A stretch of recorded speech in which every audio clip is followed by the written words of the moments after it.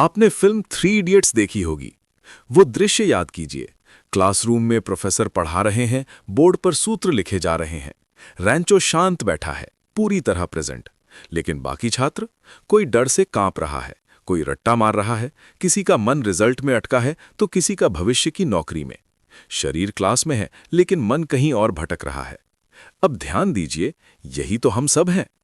Film का वो दृश्य सिर्फ मनोरंजन नहीं था, वो आज के मन की तस्वीर थी। रैंचो इसलिए अलग था क्योंकि वो डिग्री के पीछे नहीं, सीखने में डूबा हुआ था। उसका ध्यान परिणाम पर नहीं, वर्तमान कर्म पर था। और यही कारण है कि वही आगे बढ़ता है, बाकी पीछे छूट जाते हैं। बॉलीवुड ने इस सच्चाई को कहानी में दिखा दिया। जहां मन बटा हुआ होता है, वहां प्रतिभा भी बिखर जाती है। और जहां मन एकाग्र हो जाता है, वहां साधारण व्यक्ति भी असाधारण बन जाता है। यही बात हमारे शास्त्र हजारों वर्षों से कहते आए हैं। अर्जुन का मन युद्ध भूमि में डगमगा रहा था और आज हमारा मन जीवन की कक्षा में। तो प्रश्न वही है, क्या हम भी रैंचो की तरह इस क्षण में जीना सीख सकते हैं? क्या हम भी अपने मन को परिणाम के भय से निकालकर कर्म की साधना में लगा सकते हैं? अब इसी प्रश्न का उत्तर खोजने के लिए हम प्रवेश करेंगे उन 5 सनातन कथाओं में जहां मन को साधने की कला केवल कहीं नहीं गई, जी कर दिखाई गई है। धार्मिक द्वार के इस द्वार से अब हम कहानी नहीं, साधना में प्रवेश करने वाले हैं। हमारे मन की एकाग्रता की पहली कहानी शुरू होती है सतयुग के एक राजमहल से। ये कहानी है एक 5 वर्ष के बालक की, जिसने सिद्ध कर दिया कि यदि संकल्प अटल हो तो आयु, परिस्थिति और शक्ति कोई मायने नहीं रखती। ये कथा है भक्त ध्रुव की। राजा उत्तानपाद की 2 रानियां थीं, सुरुचि और सुनीति। राजा सुरुचि से अधिक प्रेम करते थे और सुनीति उपेक्षित थीं। एक दिन राज दरबार लगा था। राजा उत्तानपाद सिंहासन पर बैठे थे और उनकी गोद में सुरुचि का पुत्र उत्तम खेल रहा था। नन्हे ध्रुव ने जब अपने पिता की गोद में भाई को देखा तो बाल सुलभ मन से वे भी पिता की गोद की ओर लपके। वे बस अपने पिता का प्रेम चाहते थे। लेकिन जैसे ही ध्रुव ने राजा की गोद में बैठने का प्रयास किया, वहां बैठी विमाता सुरुचि ने उन्हें झटक दिया। और उस दिन उस भरे दरबार में सुरुचि ने जो शब्द कहे, वे पत्थर की लकीर बनकर ध्रुव के कोमल हृदय पर छप गए। सुरुचि ने कहा, ठहर जा ध्रुव, तुझे राजा की गोद में बैठने का कोई अधिकार नहीं है। यद्यपि तू राजा का पुत्र है, लेकिन तूने मेरी कोख से जन्म नहीं लिया। यदि तुझे इस सिंहासन और पिता के प्रेम का अधिकारी बनना है तो जा, वनों में जाकर भगवान नारायण की तपस्या कर और उनसे वरदान मांग कि अगले जन्म में तू मेरी कोख से जन्म ले। पिता शांत रहे। राजा उत्तानपाद ने एक शब्द नहीं कहा। 5 वर्ष के बालक के लिए यह अपमान असहनीय था। रोते हुए ध्रुव अपनी मां सुनीति के पास गए। सुनीति ने आंसू पोंछे और कहा, पुत्र, तेरी विमाता ने कड़वे शब्द कहे हैं, लेकिन है वे सत्य। इस संसार में जब सब साथ छोड़ दें तो केवल नारायण ही सहारा होते हैं। यदि तुझे पद चाहिए, प्रतिष्ठा चाहिए, तो उन्हीं के चरणों में जा। ध्रुव ने उसी क्षण राजमहल त्याग दिया। सोचिए, एक छोटा बच्चा जिसे जंगल के खतरों का ज्ञान नहीं, वो अकेले निकल पड़ा। रास्ते में उसे देवर्षि नारद मिले। नारद जी ने ध्रुव की परीक्षा लेनी चाहिए। उन्होंने कहा, बेटा, अभी तुम बच्चे हो, अपमान सम्मान तो मन का भ्रम है। घर लौट जाओ, खेलो कूदो, तपस्या तो वृद्ध लोग करते हैं। लेकिन ध्रुव का फोकस हिलने वाला नहीं था। ध्रुव ने हाथ जोड़कर कहा, देवर्षि, आपका ज्ञान उत्तम है, लेकिन मेरे हृदय में जो बाण लगा है वो इस ज्ञान से नहीं निकलेगा। मुझे मेरे लक्ष्य तक जाने का मार्ग बताएं। मुझे भगवान कहाँ मिलेंगे? ध्रुव की ये निष्ठा देखकर नारद जी ने उसे मंत्र दिया, ओम नमो भगवते वासुदेवाय। उन्होंने ध्रुव को यमुना तट पर मधुवन में जाकर ध्यान करने की विधि बताई। उन्होंने सिखाया कि कैसे भगवान के स्वरूप को मन के भीतर देखना है। अब शुरू होती है वो साधना जो आज के हर युवा को, हर छात्र को, हर उस व्यक्ति को सुननी चाहिए जो अपने लक्ष्य से भटक जाता है। ध्रुव मधुवन पहुंचे। उन्होंने अपने मन को पूरी तरह से एक ही केंद्र बिंदु पर लॉक कर दिया, भगवान विष्णु। पहले महीने ध्रुव ने 3-3 दिन के अंतर पर केवल कंदमूल खाकर तपस्या की। उनका पूरा ध्यान मंत्र पर था। दूसरे महीने उन्होंने भोजन त्याग दिया। वे 6-6 दिन के अंतर पर केवल सूखे पत्ते और घास खाकर रहने लगे। शरीर कमजोर हो रहा था, लेकिन संकल्प वज्र जैसा कठोर होता जा रहा था। तीसरे महीने ध्रुव ने पत्ते भी त्याग दिए। अब वे 9-9 दिन के अंतर पर केवल जल पीकर समाधि में रहने लगे। चौथे महीने जल भी त्याग दिया। 12-12 दिन में एक बार केवल श्वास लेकर उन्होंने प्राणों को साधा। और 5वें महीने ध्रुव ने श्वास भी रोक ली। उन्होंने कुंभक कर लिया। वे एक पैर के अंगूठे पर खड़े हो गए। जरा कल्पना कीजिए उस फोकस की। मन पूरी तरह से स्थिर, न भूख का होश, न प्यास की चिंता, न शरीर का भान। ध्रुव का चित्त अब चित्त नहीं रहा था, वो तदाकार हो चुका था। शास्त्रों में वर्णन आता है कि जब ध्रुव ने अपनी श्वास रोकी तो ब्रह्मांड के प्राण घुटने लगे। देवताओं में खलबली मच गई। एक बालक की एकाग्रता इतनी तीव्र थी कि उसने तीनों लोकों को हिलाकर रख दिया था। ध्रुव के मन के भीतर भगवान का सुंदर चतुर्भुज रूप प्रकाशित था।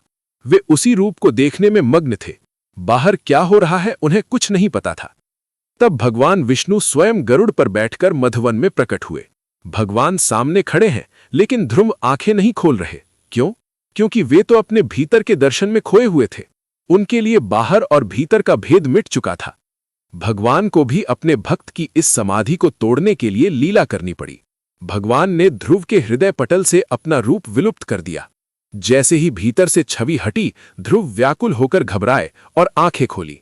सामने साक्षात शंख चक्र गदा पद्मधारी नारायण खड़े थे। ध्रुव स्तब्ध रह गए। जो शब्द वो बोलना चाहते थे वे कंठ में ही रुक गए। तब भगवान ने अपने पांचजन्य शंख को ध्रुव के गाल से स्पर्श कराया और ध्रुव के मुख से वेद स्तुति बह निकली। भगवान ने पूछा, ध्रुव मांगो, क्या वरदान चाहिए? क्या तुम्हें वही राज सिंहासन चाहिए जिसके लिए तुम आए थे? ध्रुव ने मस्तक झुका दिया। जिस कांच के टुकड़े के लिए उसने तपस्या शुरू की थी, अब उसे परम हीरा यानी ईश्वर मिल चुका था। ध्रुव ने कहा, प्रभु, मैं तो कांच के टुकड़े ढूंढ रहा था, पर मुझे तो कोहिनूर मिल गया। अब मुझे कोई पद नहीं चाहिए, मुझे केवल आपकी भक्ति चाहिए। किंतु भगवान ने उसे वो सब कुछ दिया जो वो चाहता था, और वो भी जो उसने नहीं मांगा था। उसे 36,000 वर्षों का अखंड राज्य मिला, और अंत में वो ध्रुव तारा बना, जो आज भी आकाश में सबसे स्थिर नक्षत्र है। सप्त ऋषि भी जिसकी परिक्रमा करते हैं। मित्रों, ध्रुव की कहानी हमें क्या सिखाती है? हम शिकायत करते हैं कि मेरा मन पढ़ाई में नहीं लगता, मैं काम पर फोकस नहीं कर पाता। ध्रुव के पास क्या था? 5 वर्ष की उम्र, जंगल का डर और कोई संसाधन नहीं। लेकिन उसके पास एक चीज थी, बर्निंग डिजायर यानी तीव्र इच्छा शक्ति। उसे पता था कि उसे क्या चाहिए और क्यों चाहिए। जब आपका वाय यानी क्यों क्लियर होता है तो हाउ अपने आप आसान हो जाता है। अपमान ने उसे ऊर्जा दी और उसने उस ऊर्जा को बर्बाद करने के बजाय फोकस में बदल दिया। यदि आप अपने जीवन में ध्रुव जैसी एकाग्रता लाना चाहते हैं तो सबसे पहले अपने अपमान, अपनी असफलताओं और अपनी कमियों को अपनी ताकत बनाइए। मन को एक लक्ष्य दीजिए और फिर उस लक्ष्य के अलावा दुनिया की हर चीज को धुंधला कर दीजिए। यही है ध्रुव की साधना, यही है सनातन फोकस। ध्रुव की कहानी हमें एक बिंदु पर टिकना सिखाती है। लेकिन क्या हो जब मन में हजारों विचार एक साथ शोर मचा रहे हों, जब अंदर युद्ध चल रहा हो? इसे समझने के लिए हमें अपनी दूसरी कहानी की ओर बढ़ना होगा। ये कहानी इतिहास की सबसे बड़ी खगोलीय घटना मानी जाती है, लेकिन असल में ये मन के विज्ञान का सबसे गहरा नक्शा है। ये कहानी है समुद्र मंथन की। हम सब ने बचपन में सुना है कि एक बार देवताओं और असुरों ने मिलकर क्षीर सागर को मथा था ताकि अमृत निकल सके। उन्होंने मंदराचल पर्वत को मथानी बनाया और वासुकी नाग को रस्सी। लेकिन हमारे ऋषियों ने पुराणों में इस कथा को केवल मनोरंजन के लिए नहीं लिखा था। ये एक कोड है, एक कूट भाषा है जो सीधे आपके दिमाग की कार्यप्रणाली को समझाती है। जरा ध्यान दीजिए, ये क्षीर सागर क्या है? ये आपका मन है, आपका चित्त है। ये गहरा, विशाल और अनंत लहरों से भरा हुआ है। और इस मन में 2 तरह की शक्तियां हमेशा मौजूद रहती हैं। एक है देवता, यानी आपके अच्छे विचार, सकारात्मकता, साहस और करुणा, और दूसरे हैं असुर, यानी आपका डर, क्रोध, ईर्ष्या और वासना। जीवन भर हमारे भीतर इन दोनों के बीच संघर्ष चलता रहता है। कभी हम अच्छा करना चाहते हैं तो कभी बुराई हम पर हावी हो जाती है। लेकिन अमृत यानी परम शांति, परम फोकस तब तक नहीं मिल सकता जब तक आप इस मन को मथेंगे नहीं। और मन को मथने के लिए सबसे पहले क्या चाहिए? स्थिरता। समुद्र मंथन में मंदराचल पर्वत का उपयोग किया गया था। ये पर्वत प्रतीक है आपकी एकाग्रता का, आपके कंसंट्रेशन का। यदि मथानी ही हिलती रहेगी तो मंथन कैसे होगा? इसलिए भगवान विष्णु ने कूर्म अवतार यानी कछुए का रूप लेकर उस पर्वत को अपनी पीठ पर संभाला। ये कछुआ प्रतीक है प्रत्याहार का, यानी अपनी इंद्रियों को बाहरी दुनिया से समेटकर भीतर स्थिर हो जाना। अब प्रक्रिया शुरू होती है। रस्सी बनाया गया वासुकी नाग को। वासुकी प्रतीक है आपकी इच्छा और आपकी श्वास का। देवता नाग की पूंछ पकड़ते हैं और असुर उसका मुख। ये द्वंद्व है। जब हम ध्यान करने बैठते हैं या पढ़ाई करने बैठते हैं तो यही रस्साकशी शुरू होती है। एक पल मन कहता है पढ़ लो, दूसरे पल मन कहता है थोड़ा फोन देख लो। ये घर्षण ही मंथन है। और जब ये मंथन शुरू होता है तो सबसे पहले क्या निकलता है? क्या अमृत निकलता है? नहीं, सबसे पहले निकलता है हलाहल विष। यह आध्यात्मिक जीवन का सबसे कड़वा सच है जिसे लोग अक्सर नहीं समझते। जब आप पहली बार फोकस करने की कोशिश करेंगे, जब आप पहली बार ध्यान लगाने बैठेंगे, तो आपको शांति नहीं मिलेगी, आपको बेचैनी मिलेगी। आपके दबे हुए पुराने विचार, गुस्सा और बोर्डम बाहर निकल कर आएंगे। ये वही हलाहल विष है जो आपके अवचेतन मन की गहराइयों में छिपा था। ज्यादातर लोग यहीं हार मान लेते हैं। वे कहते हैं ध्यान करने से तो मेरा सर दर्द हो रहा है, या मन शांत होने के बजाय और ज्यादा भटक रहा है। वे घबराकर मंथन रोक देते हैं। लेकिन यहीं हमें भगवान शिव की आवश्यकता पड़ती है। शिव प्रतीक हैं साक्षी भाव के, विटनेस कॉन्शियसनेस के। वे उस विष को पीते नहीं बल्कि कंठ में रोक लेते हैं। इसका अर्थ है नकारात्मक विचारों को न तो दबाना है और न ही उन पर अमल करना है, बस उन्हें देखना है, उनसे प्रभावित नहीं होना है। जब आप अपनी बेचैनी को बिना किसी प्रतिक्रिया के देख लेते हैं, तभी वो विष शांत होता है। विष के शांत होने के बाद ही असली चमत्कार शुरू होते हैं। समुद्र से कामधेनु निकली, उच्चैश्रवा घोड़ा निकला, ऐरावत हाथी निकला, कल्पवृक्ष और स्वयं माता लक्ष्मी निकली। ये क्या है? ये हैं वे सिद्धियां, वे प्रलोभन जो एक साधक को रास्ते में मिलते हैं। जब आपका मन थोड़ा एकाग्र होने लगता है तो आपकी बुद्धि तेज हो जाती है, लोगों में आपका सम्मान बढ़ने लगता है, आपको छोटी मोटी सफलताएं मिलने लगती हैं। ये समुद्र से निकले रत्न हैं। लेकिन याद रखिए, देवता और असुर इनमें उलझने नहीं आए थे। उनका लक्ष्य ये रत्न नहीं थे, उनका लक्ष्य था अमृत। अक्सर हम जीवन में थोड़ी सी सफलता पाकर, थोड़ा सा फोकस पाकर अहंकार में आ जाते हैं। हम वहीं रुक जाते हैं। लेकिन समुद्र मंथन सिखाता है कि रुकना नहीं है।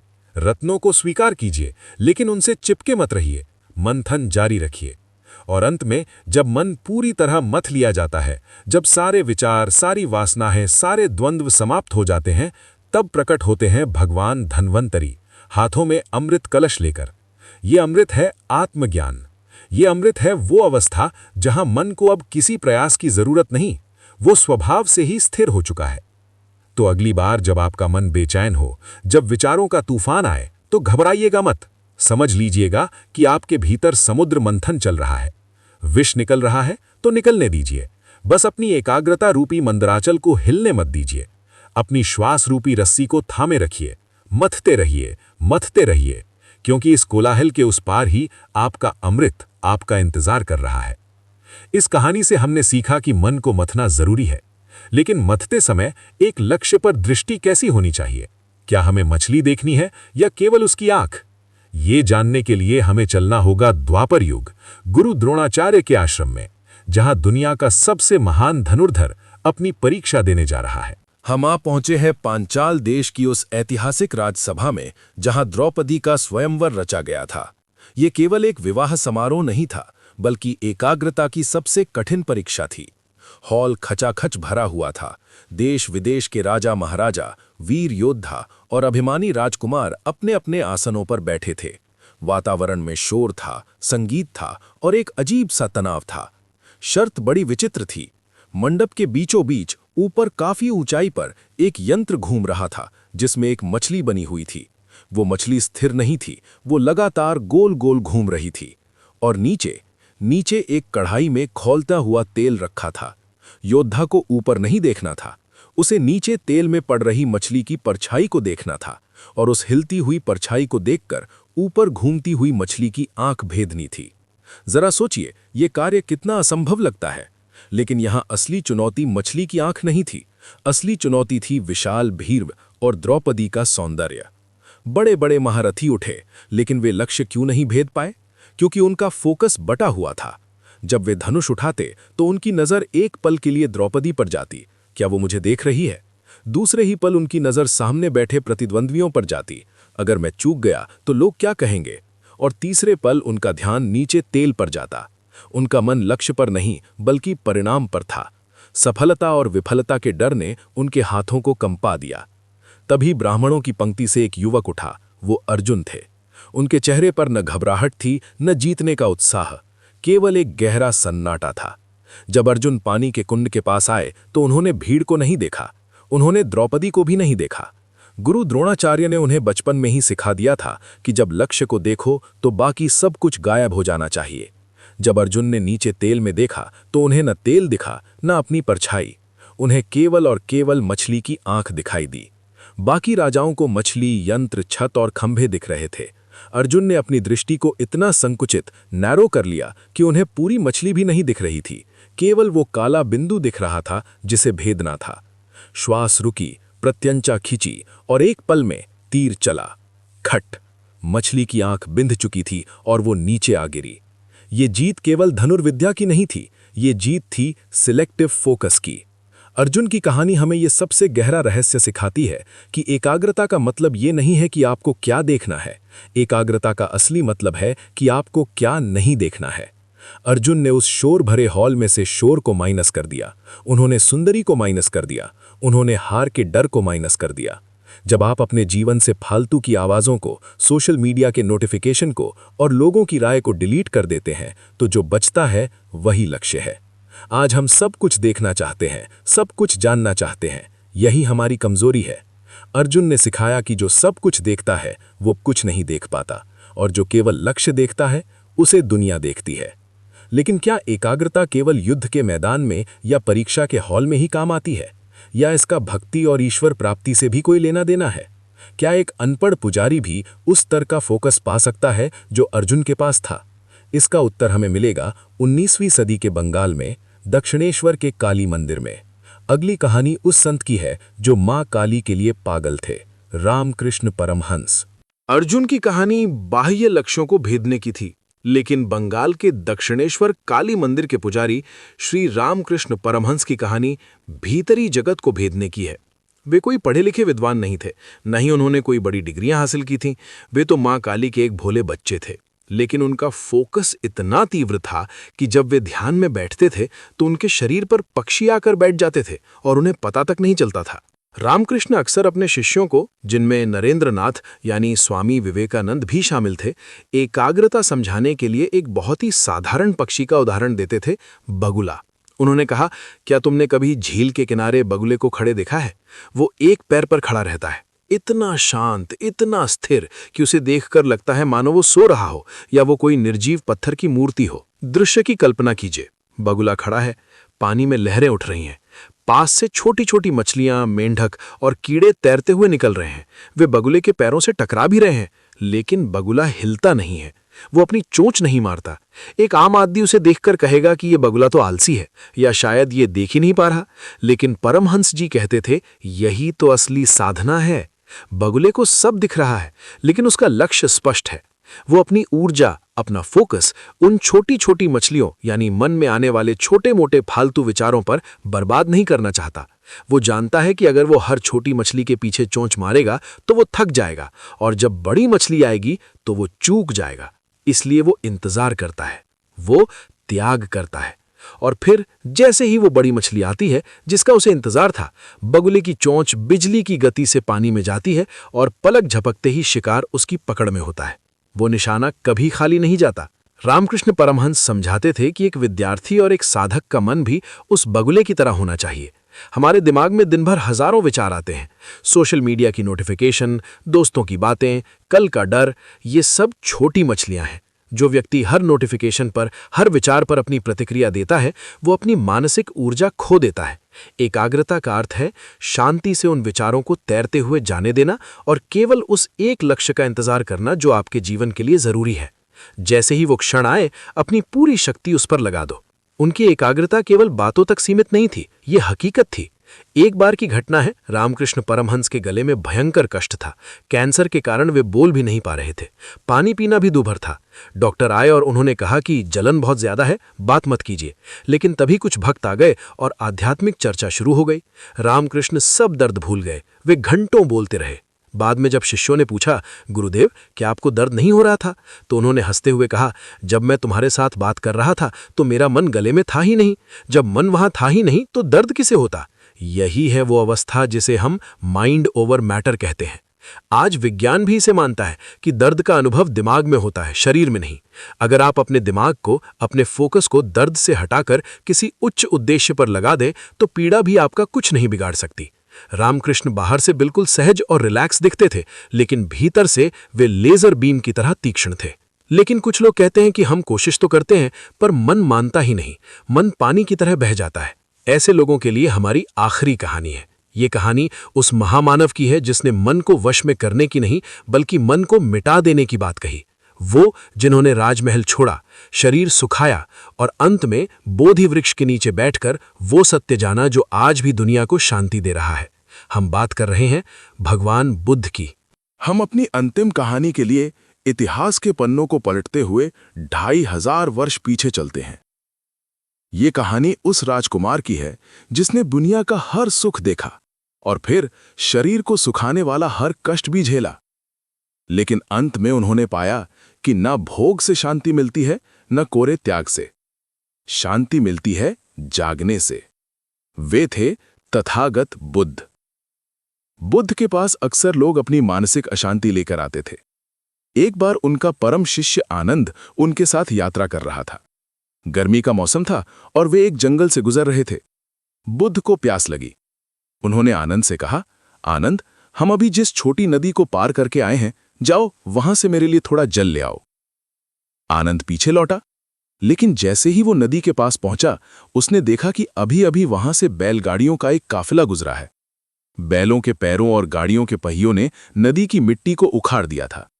जो पानी कुछ देर पहले कांच जैसा साफ था, अब वो बिल्कुल गंदा और कीचड़ से भरा हुआ था। सड़े हुए पत्ते ऊपर तैर रहे थे।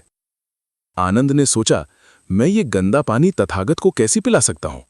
वो खाली हाथ वापस आ गया और बोला, भगवान, पानी बहुत गंदा है, हम आगे चलते हैं, वहां दूसरी नदी मिलेगी। लेकिन बुद्ध ने कहा, नहीं आनंद, मुझे प्यास अभी लगी है और पानी उसी नदी का चाहिए, तुम वापस जाओ। आनंद का मन नहीं माना, पर गुरु की आज्ञा थी। वो फिर गया। पानी अब भी गंदा था। वो फिर लौट आया।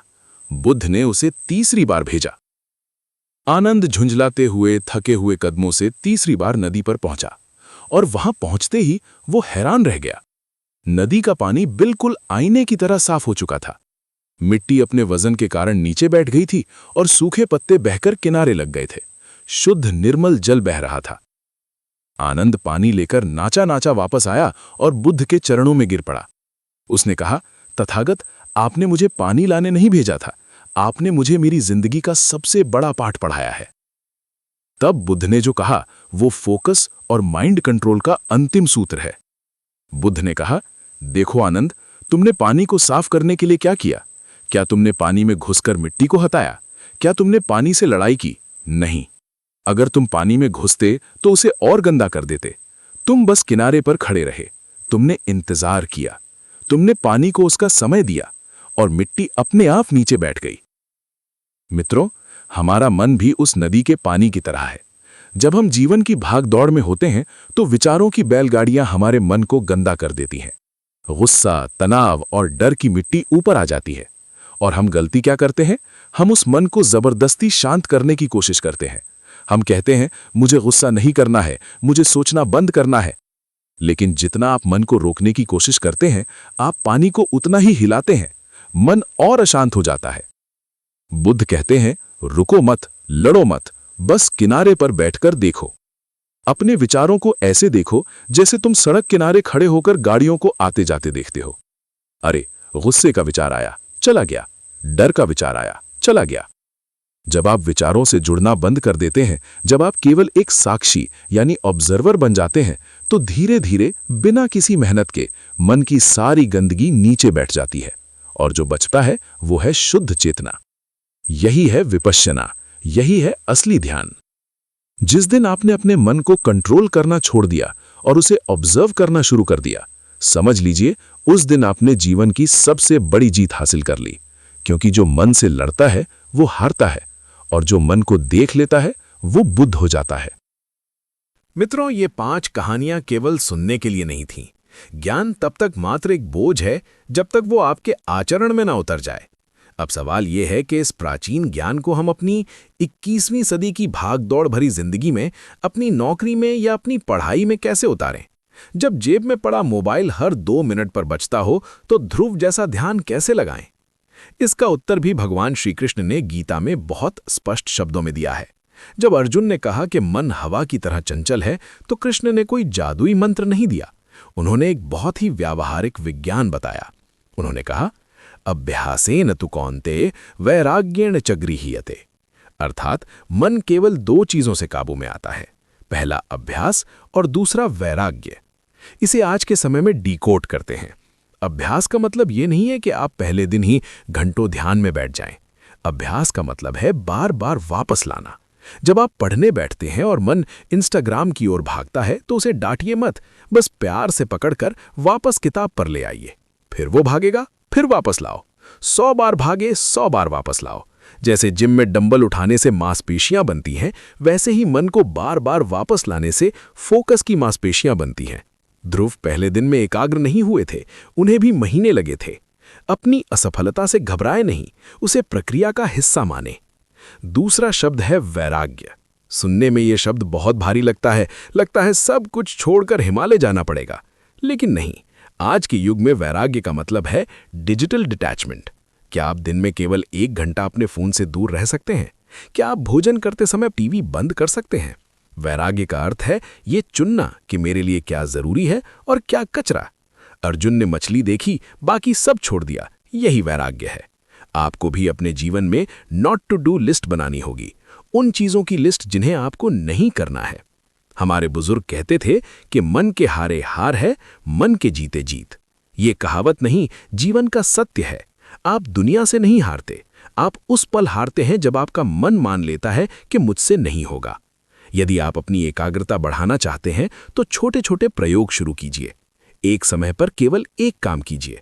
जिसे हम मल्टीटास्किंग कहते हैं, वो असल में मन की हत्या है। जब चलें तो केवल चलें, जब खाएं तो केवल खाएं, जब सुने तो केवल सुने। बुद्ध की तरह साक्षी बने। जब भी मन भटके खुद को याद दिलाएं, मैं ये मन नहीं हूं, मैं इसे देखने वाला हूं। जिस दिन आपने अपने मन और खुद के बीच थोड़ी सी दूरी बना ली, उस दिन दुनिया का कोई भी शोर आपकी शांति को भंग नहीं कर पाएगा। याद रखिए, एकाग्रता कोई उपहार नहीं है जो किसी किसी को मिलता है।